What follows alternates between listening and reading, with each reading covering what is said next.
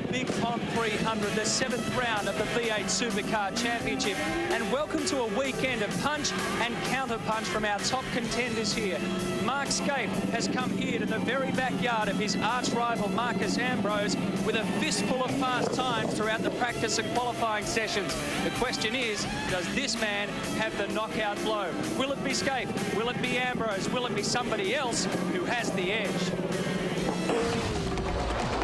Everybody's looking for the edge, that extra speed, that extra something, anything to stop the streak.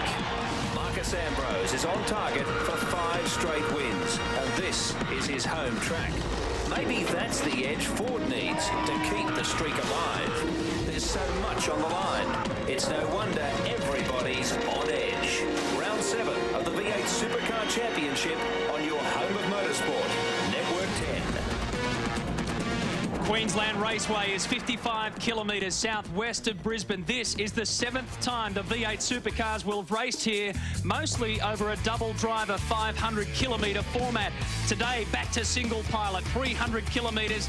That raises a few questions about fatigue or wear and tear on both man and machine. 32 starters, 96 laps. They must complete 72 of those before the race can be declared. Back to 2 compulsory pit stops for tyres and fuel. Mostly fine today. A possible shower, that's always possible here at Willowbank, and a maximum temperature of 22 degrees. A fantastic crowd, both Ford and Holden pouring in. They've been here all morning. Take a look at the championship points after round 6. Not much has changed at the top. Jason Bright still leads the championship without winning a race or a round. That's the reward for consistency. And we talk about the edge. Overall, Holden has the edge. They've got 6 races so far. They lead 4-2, but in poles, well, Ford has 5 poles after Marcus Ambrose did it again. His 3rd of the season, his 3rd straight at Queensland Raceway. We welcome Neil Crompton once again as we take a look at the track map, a 3.12 kilometre circuit. Afternoon, Matthew, and this track may look simple. I can assure you it is not. Very difficult to set up for. 6 turns with a top speed of 250 kilometres per hour. Relatively smooth except for a couple of places in turns 1 and turn 6. Lap record held by Garth Tander, qualifying record by John Bowe, and the man that takes us for the best backseat drive of this racetrack is Holden Racing Team's Mark Skaife for the hot seat. Lining up to start a lap. There's the control tower. On the left, over the bumps. Down to 4th. On the rumble strip on the exit of 1. Little bit of brake, watching for turn-in oversteer. Corner goes on and on forever. The drivers want to get on with the throttle. The car won't do it. 4th, 5th, and briefly 6th gear. 250 Ks. Hard on the brakes. Couple of little pitter-patter bumps, then a biggie. Down to 2nd. Brake and trail brake all the way into the middle of the corner. Can't afford to have oversteer on the exit. It's the left rear tyre that gets punished around this track. Braking marker on the right on the approach to 4. Down to 2nd gear again. Up to 3rd for turn 5. Drivers always want to crack the throttle, and it's hard to do that round this track. 3rd, 4th and 5th gear on the approach to turn 6. Back to 2nd gear, no messing around with shift by shift. Car beautifully online, right on the white line, gets its power to the road. And that is a lap from Mark Skaife, who has recorded the fastest lap of the week so far at a 10.3. He's been a man on a mission, hasn't he? Let's get into pit lane and check out with Rusty what the latest is. Greg Rust?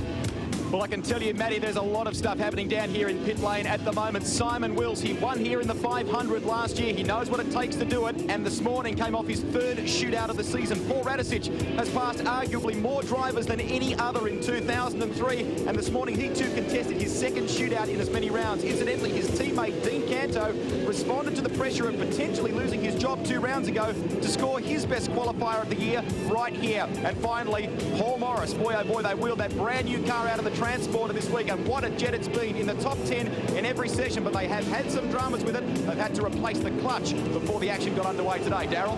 Thanks, Rusty. Well, it's halfway through the championship, and Stephen Richards maintains second position, but starts from a rare 29th today. The team have been playing with the engine still on the grid now, but yesterday they had a rare failure with that Holden Motorsports engine. With a change overnight, he managed 12th on the grid this morning in the warm-up. Well, the team's strategy today is going to play an important role in moving Stephen Richards through the field. All right, Darryl and Greg, thank you very much. They'll keep us updated throughout the course of this 300-kilometre race. And remember, 2 compulsory pit stops, so it's all going to go down heavy in pit lane. Marcus Ambrose, as we take a look at the starting grid of our full 32 competitors, will lead us off. Skate second, Morris third. That's his best qualifying performance of the year. Russell Ingall in fourth. Then it's Simon Wills, Jason Bright, Greg Murphy, Todd Kelly, John Bowe and Paul Radisich rounded out our top 10.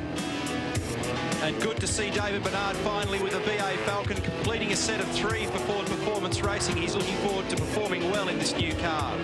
Down to Rick Kelly there, and we move through to see Stephen Ellery in 17th and Max Wilson in 18th. Who's having problems starting his car on the grid at the moment. And Garth Tander with diabolical handling issues with the Valvoline Cummins entry this weekend. Car 34 down in position 19. Mark Larkham in 20, and in position 21 is his teammate Jason Bargwanna. Bargwanna will be the last man in an AU for the Orcon Racing team this weekend. I should say he's got a BA coming for Oran Park. And we move to the rear of the field. You heard Darryl Beattie talk about the positioning of Stephen Richards. He's not on that page, he's on the next one. 29th, quite clearly his worst qualifying performance of the season. He's been in 4 out of the 7 shootouts, but not this one. David Thexton qualified here. He'll be our 32nd starter. So, crystal clear conditions, and it's single file around turns 4, 5, and then finally 6. And you can just feel it starting to build up, especially between the blue and red corners of Ambrose and Scaife. Stephen Ellery will be on board with him for the Super Cheap Autos car. Richards, well, he's got to be favourite for the Hard Charger Award for today if he can mow his way through the field. We know he's got the race pace. We know he's got the smarts about him. He's got a whole lot of experience starting from way back there. Greg Murphy, yet again, they've had their troubles off the track. We'll talk a little bit more about that as the race moves on. Stephen Johnson, the Shell Helix Racing, number 17. Remember that victory that Junior Johnson had here with Paul Radisich back in 2001 when it was all settled in the ditch in the rain. Hopefully we won't get a repeat of that. One of the big questions here is fatigue and how the drivers will cope with 300 kilometres. I know for one that Russell Ingall has predicted mayhem, and already we can predict a little bit of trouble for Max Wilson. He's been forced to come in. He'll start from pit lane, but not yet, because we're about to get underway for the Big Pond 300. Scaife against Ambrose. They resume rivalries at the front of the grid, and they're going 3-4 wide mid-pack down to turn 1 where the big bump is, and already a bump between the red and the blue. Scaife and Ambrose contact into turn 1. And Bowe got a shocking start and had his ears boxed in the early couple of metres at the start of that race. But Scaife draws first blood and gets to the first corner first, and that's an important blow for him. Around turn 2 they go. A couple will go wide and just dip into the dirt on the left-hand side. Up to 250 kilometres down the back straight. This is the tricky corner, turn 3. There's a lot of bumps on the entry into turn 3, and quite a few people go spearing off there throughout these races, and we've already seen it in practice and qualifying. Up to turn 4 and 5. Richards opting to go round the outside of people as they bunch up down there at turn 3, which is a smart move in the early part of the race. He'll make some ground out of all that. Rick Kelly battling with Craig Lowndes. It's a long way, 300 kilometres, the Big Pond 300, on a track notoriously tough on the left rear tyre. Turn 6 completed for Scaife and Ambrose. The top 10 goes through. A big puff of smoke out the back of the Stone Brothers Racing duet of Ambrose and Ingall. A standing lap, 1:17.605 for Mark Scaife. We'll let them go past and check out the race order after our first lap of 96 for the Big Pond 300. There's your Shell Helix race update as Greg Murphy goes on the inside and smoke. Oh, that could have been disastrous. But Greg Murphy manages to hold on to his position, and he gets past Paul Radisich. Radisich just locked up a little on the way into 2. That's made him vulnerable now for Lowndes, who's up on the outside. And if you can get far enough up, you can take the ground off the other guy on the exit, but Paul hangs on. You do not want to be wide out there where Bernard is at the moment because of the amount of rubber build-up and dust on the edge of the road. It's very hard to get front grip in the front of the car. So Scaife, Ambrose, Ingle, Morris, Bright, Wills were your top 6 as they crossed the line. You saw the battle between Murphy, who slipped sliding around. Let's check it out from the start and watch this for contact between Scaife and Ambrose. There's a little touch right there. It almost derailed Mark Scaife completely. Ambrose held his nerve and held his line and got through in 2nd position. This is the view from Russell Ingle's car. You see Mark coming across, he got the better jump and he was determined to get to the race line by the time they got down to the inside at 1. A little bit of biff and barge, but he had plenty of car in front and he was able to get away with it. It was interesting looking in the background of the previous replay shot, and we saw that Bow actually was all 4 wheels in the grass at the start. Darryl? Well, Max Wessel, frustrating times for him. The team had to push start him at the start of that warm-up, Neil. It wouldn't start with the key, so the official said, bring him in. We want to see this car start with the key. So now the mechanic's working on it, trying to get it to start. So some sort of a starter motor issue has still got that car in pit lane, and that means that the rest of the day is done basically for Max. He may get out there, but he's not going to be a factor at all with 2 laps already booked in this race. And that's 2 strikes for Max Wilson here at Queensland Raceway. He qualified 6th here last year, but didn't finish. Simon Wills now, Todd Kelly all caught up in this bunch. And look who's there as well, Greg Murphy. Wills gets the rears right out heavy on that turn, and Todd Kelly is not letting go. Oh, Murphy's going to take an advantage here because Todd found himself on the wrong side of the road when they went up to turn 6, and so Murphy grabs a spot. Wills was really battling in turn 4. He had the thing all crossed up and sideways, and it's just weird sometimes how luck of the draw can have you in the wrong spot at the right time, or conversely, it can occasionally work for you when weird things happen when the pack is so tightly bunched. 1:11.8, the fastest man on the road so far for Russell Ingle. 11.9 apiece for Scaife and Ambrose. So Ingle's running with them. Morris a good start in 4th, then Jason Bright. And then this battle here as Murphy now is ideally positioned to get up the inside if he's strong enough under brakes, and he is.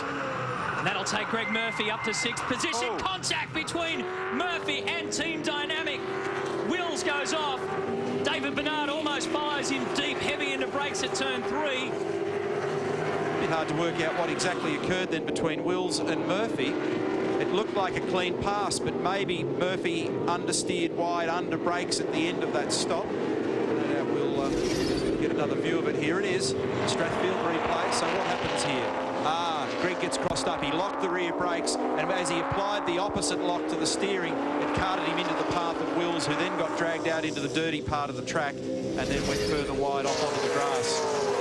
1:11.7012 now belongs the fastest lap to Mark Scaife. So Ingle's time there on lap 3 has just been erased by Mark Scaife, who leads him out from Ambrose, Ingle, Morris, Bright, Todd Kelly. There he goes. Then it's Paul Radisich and Craig Lowndes in 8th position after just missing out on the shootout. He qualified 11th, missed out on the shootout, and now he's starting to work his way up through the field. It takes a couple of laps to normalise the tyre pressures and the tyre temperatures. And so we'll start to see people now getting into a rhythm. They've got through the initial hurly-burly in the first couple of laps where everybody argues over their little square inch of real estate. And then you can draw a breath and say, OK, where am I? What now? How do I get into a rhythm? How do I look after the rear tyre? It's not so much wear that's the problem here, Matthew. It's just overheating it, working it too hard, expecting too much from it. And if your car's weak in other areas, in particular with turn, as the pit window is now open, and Max Wilson's mobile, which is good news for the Shell team. The problem is that you tend to want to stand on the gas to try and make up for your deficiencies by being quicker on the exit of the corners, and of course that does the rear tyre no favour at all. Another lap down, 11.4 now for Mark Scaife, so he's lowering the times lap by lap. We had a shot there before of Garth Tander, who is now in 11th position, so he's climbed up 8 from the start. We're probably going to see some pretty speedy race times here. We've got a little bit more cloud cover today than we've had in the last couple of days out here. It's beautiful weather in southeastern Queensland, and considering the stage of the race that we're at, it's a pretty smart times. 11.4 as you said for Scaife, 11.6 for Ambrose, 11.7 for this man, Russell Ingle. Morris is just drifting a little bit now, 11.9. You're getting an idea from these onboard shots of just the lumps and bumps in the road here, which are growing year on year. There's a few more bumps on the approach to turns 1 and 6. A little bit bump bumpier into turn 4 now as well. This is the approach to 6. See the little ripples in the road. You can see where tyres have locked up and just studded across the road there and left little marks. It's the margin first to second, second to third. Bright's got a good watching brief going there. No pressure for him at the moment. There's the brand new VY Commodore with the Holden Motorsport engine aboard for Paul Morris, who couldn't be happier with the performance of this car, even though they've had their hiccups throughout the weekend. Morris went spearing off twice in the warm-up this morning, and as Rusty mentioned, had a broken clutch plate throughout the shootout, which he managed to finish in 3rd position. The reason why they didn't fix it was A, they didn't really know what it was. They probably didn't have enough time. Now they've fixed it, ready for race, and Paul Morris is in 4th position. Behind him, this man, Jason Bright. Car number 5, who qualified 7th, made it up to 6th in the shootout.